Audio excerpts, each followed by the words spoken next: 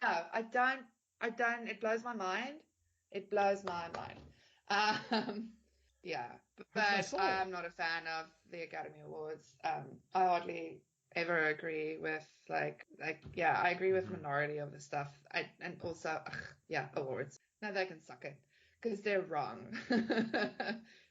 Nick should have definitely got nominated for this.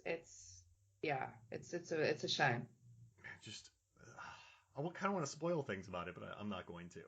But it's just kind of great. And Cage even said it. He said that critics and audiences sort of forgot that he could do subtle work. Like, Yeah. and listen, he's done it before with adaptation. I know that there are scenes Mm, that are out there, but there are scenes that he plays so earnestly. And in yeah. National Treasure, his earnestness in that role, the way he plays that, he does not like. I just love the way he does that. And even in his action trilogy with what Cameron Poe, and then there's Castor Troy, and then there's Stanley Goodspeed. They're three totally different characters. So I don't know why people have pigeonholed him into this person who's constantly loud. I think they just haven't watched many of his movies, or they're just kind of thinking, "What have you done for me lately?" But I don't know. Pig wasn't a surprise to me because I just know how good he is. Yeah, I think I was just surprised to see anyone give him the time of day to do that or give him the space to do that. Because I think it got like a gimmick with Nick.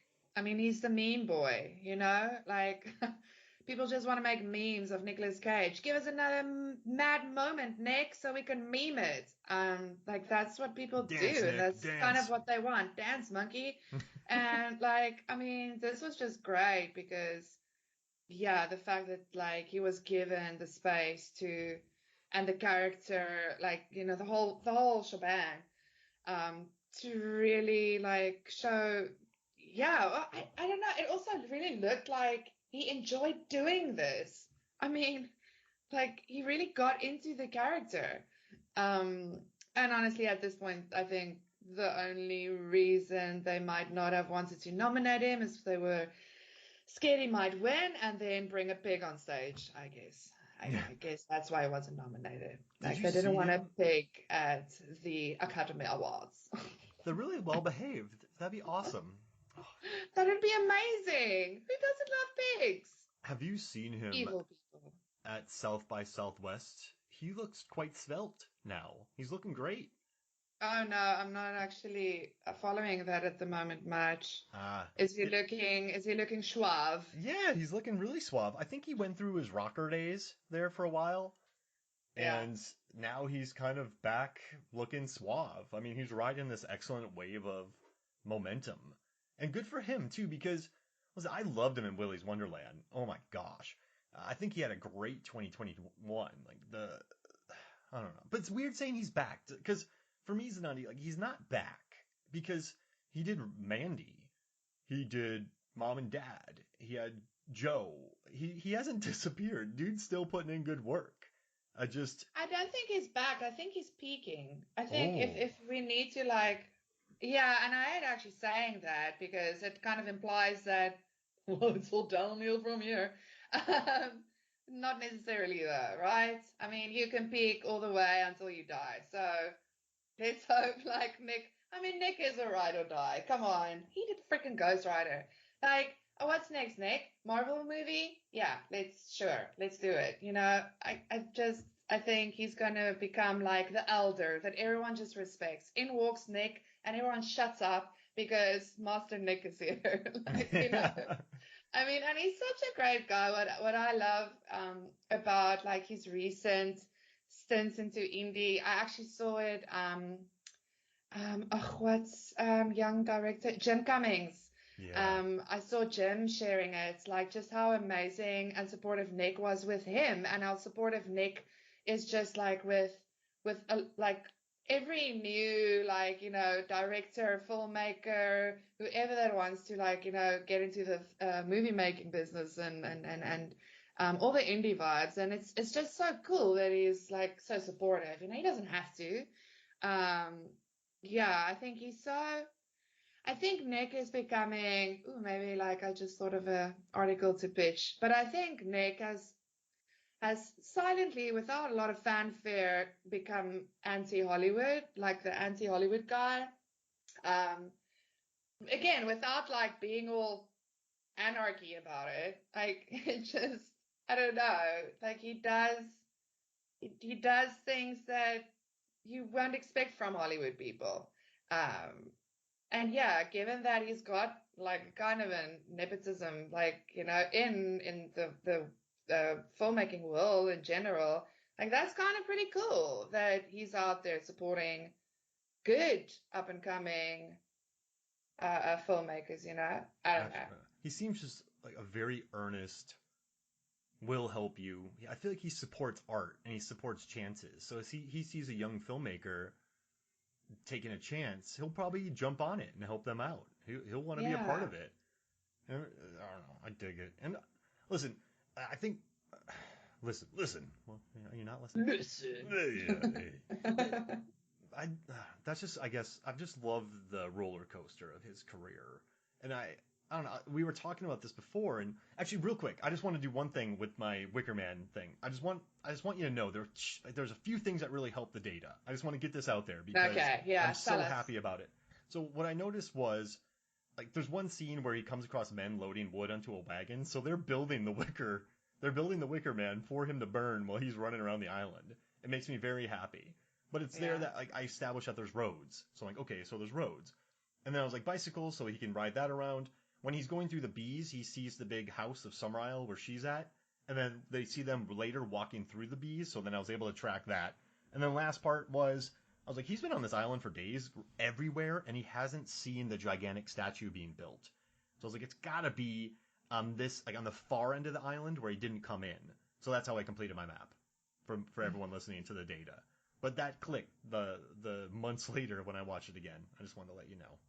Amazing. Amazing. Well done, dude. Seriously, I would have given up. Like, no. Good job. And that punching scene, geez Louise. I did not see that coming. I laughed. There, Like, yeah, I there's a laughed out YouTube loud. there's a YouTube clip that says Nick Cage punches woman whilst wearing a bear suit. I was like, I'm gonna watch this clip. I What the love the hell? phrasing of that. So I clicked on it. I was like, oh my god, I love that. Like that's great wording for a YouTube video. But we talked So before random. we talked beforehand about our three favorite Nicolas Cage movies. Do you want to share yours?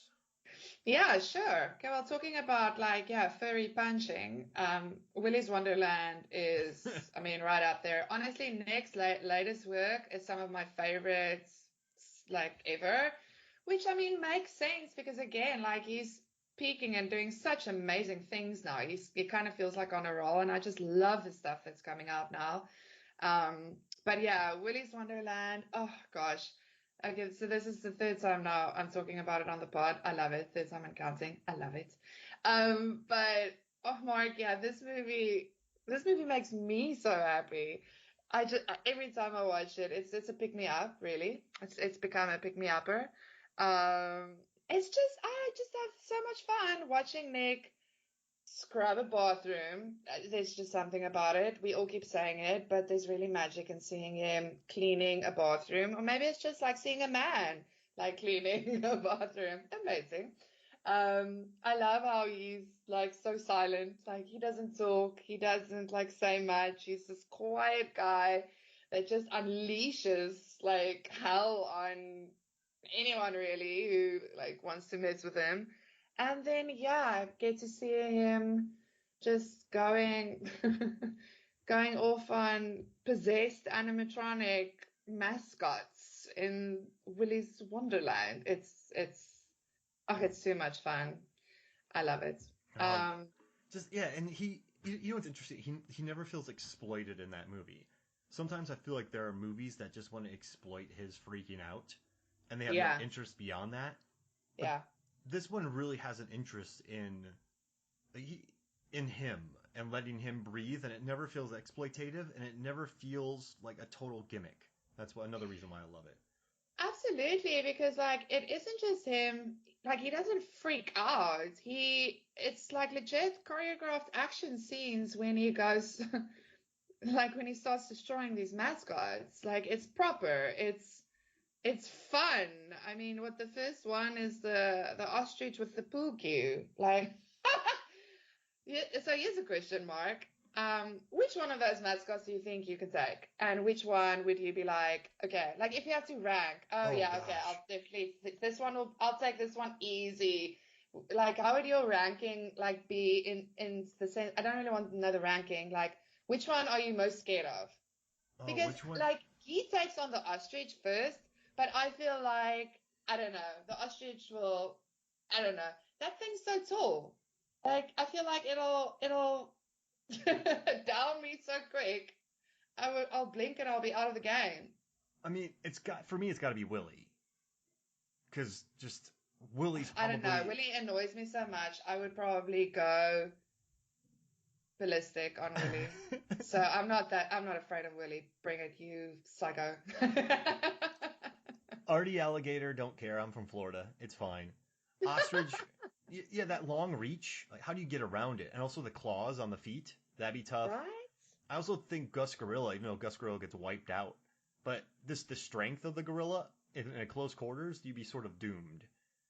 But if any But of them also, had, he's pretty big. So, like, I think if you can just get around the gorilla, because it's going to take the gorilla probably forever to just turn around.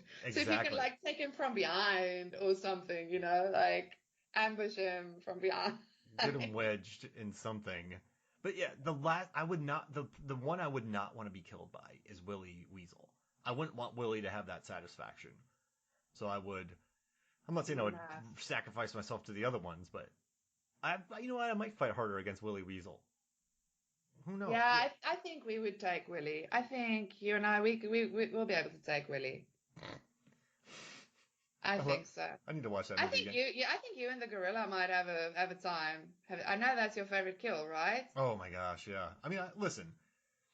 If someone said, "Hey, how did Mark? What happened to Mark? Why is he not around anymore?" He got into a fight with an evil animatronic puppet inside of a closed-down funhouse, and got into a knockout, drag-out Oh, brawl with I'll evil immediately know it gorilla. was the gorilla. Yeah. Yeah. And like, Yeah. well, did the gorilla make it out? Oh no, the gorilla didn't. They both went down. But okay, good. Like that'd be a good way to go in a bathroom fight with evil animatronic puppet. Just make sure it's not the alligator that gets you because that would just be sad, Mark. That would I just would be lose my sad. Florida card. You'll lose your Florida card. None of us will ever be able to watch Crawl again. I mean, it would be devastating. I hope Mark doesn't die because I love Crawl. Listen, that's actually not a bad thing. That's I think there's a compliment in there somewhere. Mark, this is please don't die. We want to watch Deep Blue Sea and Crawl. don't get killed by a shark or alligator. Please I do want to say don't ruin it this. for everyone. What was it? Kaya Scodaro, the star of Crawl. She's in the new Resident Evil movie, and I like her in Oh it. She's yeah, good. cool. She Yeah, could. I think she could become a cool action hero in funky horror movies.